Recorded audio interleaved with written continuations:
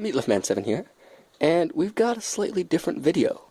Today, well actually it's going to be a whole series of videos on how to build drones. If you want to race drones, there's been a lot of stuff coming out about that recently.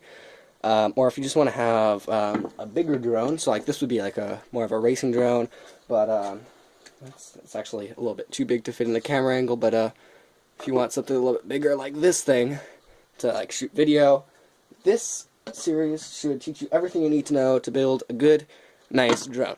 So, today we're going to talk about, each day we're going to talk about a few parts and tips for buying them, setting them up, and in the end, it should be like one episode a day, we should have a working drone that you should go out and fly and have a lot of fun. This will cost some money, but I'm going to try and do it as cost effectively as I can, pointing out best ways to do things, cheapest things to buy, etc. So, this, I'm going to be going in between each drone to show things to you, but today we're going to be focusing on two parts. The first part is the motors, like these, not the propellers. We'll talk about those later. We'll be talking about the motors, okay? And then we're also going to be talking about ESCs. You can see one attached right there. And it's connected to the motor. And an ESC controls the speed. So a motor, of course, will turn to create lift. And an ESC, the ones on this one are deep inside, all this wiring and everything, controls the speed of the motor. So in order to make that left turn, you're going to have to moderate the speed of all four of your motors in order to change the way that the drone moves. So we're going to switch over to video on the computer screen, and we'll look at buying them, things you should look at, and everything else. So I'll be right back. Alright, we're back. Just had a bunch of trouble with the OBS, but you know, whatever. So we're going to talk about buying motors and ESCs. So we're on Hobby King, which is a website I recommend using. If you go over here to the little drone symbol and you go down to FPV racing drones and equipment, it gives you a handy little list of all of your parts and gives you some good part recommendations. Now, just to show you some of the numbers, I'm actually going to show you the motors that I currently am using. So those are the Turnigy 1811 2900 kV. I'm actually in the process of upgrading, but they're a good starter motor, and they're not that expensive right now, so you might want to get some. And so we're going to look at the really important stuff here, and it's actually, most of it's already in a box here. So first of all, voltage, 7.4 volts.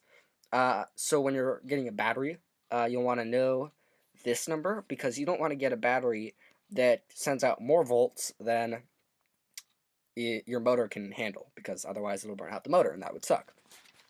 Second of all, amperage. So you always have, this more goes with the ESCs, but when you're getting an ESC, you always want to have like 5 to 10, or yeah, you want to have a few amps difference between your motor and your ESC. So with this 5.8 amp motor, you would want to have probably a 10 amp ESC, because if you were to get like a 5.8 amp ESC, which they don't make those, but let's just say that they do, and it's not continuous. So the motor might at some point put out 6 amps. And if the ESC can't handle that, then bam, problems. Next is thrust. So the thrust is 165 grams. So when you're buying everything, you want to add up how much everything weighs, and then you want to decide on a motor that will lift that much weight. So when you're finding everything out, you add up how much everything weighs, and then you multiply that number by 2.5 about, and that'll get you how much thrust you need in order to fly. And that gives you a little bit, the 0.5 gives you a bit of a margin of error just in case you want to add stuff. Sometimes, on Hobby King at least, it won't say what the thrust is, but you could go down here to the discussion. You could send an email to whoever makes this motor in general. You could send an email to Hobby King. You could look it up online. Just find out what the thrust is, though. And then propeller, you'll want to know this when you're buying the propellers. This is the recommended propeller size. Then down here, kV or RPM per volt. So for 7.4 volts, for each of those 7 about volts, you get 2900 RPM. And then weight is just how much it weighs. That's useful when you're trying to figure out how much thrust you need in order to fly. The next part is the ESC. We're going to actually look at the recommended racing ESCs. And we'll just take a look at some random ESC. Of course, some are more expensive than others, but we'll just look at this 20 amp Afro ESC. Like I said, it controls your speed, electronic speed controller. And so a few things you want to look at here are, of course, the amperage or the current draw here. It says it in the name, though, so you don't really have to look down. And, of course, you want to have a little bit over, but you don't have too much over the motor. So if you're using, like we were just talking about, the 5.4 amp motor, a 10 amp ESC would be pretty good. You don't want to use like a 20 amp ESC on a 5.4 amp motor. But if you're using like a 16.7 amp, just making up numbers, motor, then this 20 amp ESC would be great. You also want to look at voltage range. Once again, 2 to 4S LiPoly, that's how many cells are in your battery. We'll talk about that when we're going over batteries. But you don't want to put too much voltage into your motors because that will kill your motors and that would be bad. And then, or your ESCs, I mean. And then lastly, BEC. So when you plug one of these in, this end goes into your motors, and I'll show this on the actual camera. But this end goes into your motors, this goes to your flight controller, and these go to your battery. Now, when you plug in the battery, it sends power to your motors, and if you have a BEC, it also distributes power to everything else, which is great. But if there's no BEC, you have to find a different way to power your motors, and it sucks. Luckily, we're going to use a special power distribution board. It actually comes with the frame that I'm going to use, or recommend using, and so that might save some time. But just as a general rule, try and get ESCs with BECs built in. Now, of course, since this is a quadcopter or racing drone kind of thing, you're going to need 4 of these ESCs and 4 motors, okay? If you want to build something bigger, what I'm showing you will normally apply to other versions of or different copters in general, whether it has 6 and it's a hexacopter or whatever. So now we're going to go back to the real camera footage, I guess, and we will, I'll show a little bit of actual connections and everything, and then that'll be it for this video. So, and let's talk about wiring it. I'm going to get out the big drone, and we're just going to look at some of the connections here. Make sure that's visible. Alright, so I'm going to move these zip ties a bit. When you're building drones, have zip ties. They're like the most useful thing you can ever have. So we'll look at the different sides here. Over here is where you connect your motor. As you can see, there's wires coming from the motor, and there are wires coming from the ESC. The motor and the ESC already came pre-soldered with these little connectors built in. Sometimes it'll come unsoldered and you'll have to put on this shrink wrap and everything, which kind of sucks, but it's not that difficult. You just put some solder on there, you put the heat shrink on to keep it all together, and then you're ready to go. So one of these, this isn't taped, but what I'd recommend doing is immediately putting in one. It doesn't matter which one goes to which color. Sometimes it won't be colored at all. Immediately put in one and just tape it, because that one won't be moved.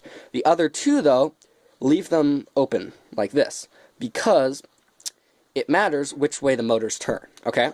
So, in the end, we'll be looking at it, and you don't have to worry about it right now, but we'll be looking at these motors, and we'll say, okay, this one has to go, like, let's say, clockwise, right? And when we rev up the motors, it's spinning counterclockwise. Oh no, what are we going to do? We have the wrong motor. No. All you have to do is switch 2 of the leads. So let's say it's going the wrong direction. We say, okay, we just have to switch the lead. The two that aren't taped, you just unplug them, plug them into opposite leads, and rev it up again, and they'll be spinning in the right direction. So, interesting little tidbit.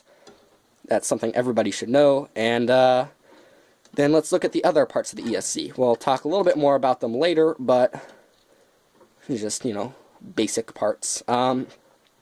So the other parts of the ESC, there's two other sections, I guess, that we need to talk about. One of them is this red and black cables coming out of the bottom, and it's a little bit difficult to see, but inside here is a power distribution board. In fact, I'm going to pause this for a minute, and I'm going to go grab one.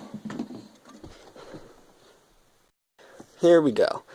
This is the power distribution board we will actually be using if you choose to get the frame that I recommend. It comes with the frame. It's a nice little board here. It's super thin, super light. And so each of those red wires coming off of the ESC, red and black, I guess, out of the bottom, are the power wires, right? So if you look at this, wait for it to focus, I guess. If it will focus. There's 4 sections. You got V out 1, V out 2, V out 3, V out 4. So those are for your 4 ESCs. No dur. Okay, so you got the plus and minus. Believe plus is red, minus is black. Don't count me in on that because I'm stupid. Once again, you want to check that, but I should be right about that. Then V in is where you would solder on your little battery connector. We'll talk a little bit more about batteries later. Once you got them, you got plus and minus. And then on the other side, you got 5 volts out, which is just if you want to add something else. This also has a built-in UBEC though, so as long as your battery is plugged in and your ESCs are on each of these, you should be good for powering everything else. Then the last cable, we'll look at it actually on this one, it's a little bit easier to see, comes out of the ESC and goes into your flight controller. It'll be one of these white, red, and black ones. And so if you look at it, white is signal, or at least on these ESCs. Red is power, and black is ground. Okay? And so you want to always plug it in with a white on the top. This is for later, but and then black on the bottom. And so these are the last things coming out of your ESCs, and they go into your flight controller, which we'll talk about later. And that's basically it about ESCs and motors. You'll want to calibrate them later, the ESCs, so that the ESCs know the highest and lowest values on the motors, but that's something for later. We'll talk about that when we're talking about setting up your flight controller. So that's it for today. Remember to like, comment, and subscribe, and check out tomorrow's video. We'll be talking about the flight controller. Yeah, I want to say flight controller, and then the radio control system, the transmitter and receiver. And then, yeah, so that's it for today. Thank you for watching. Meatloaf out.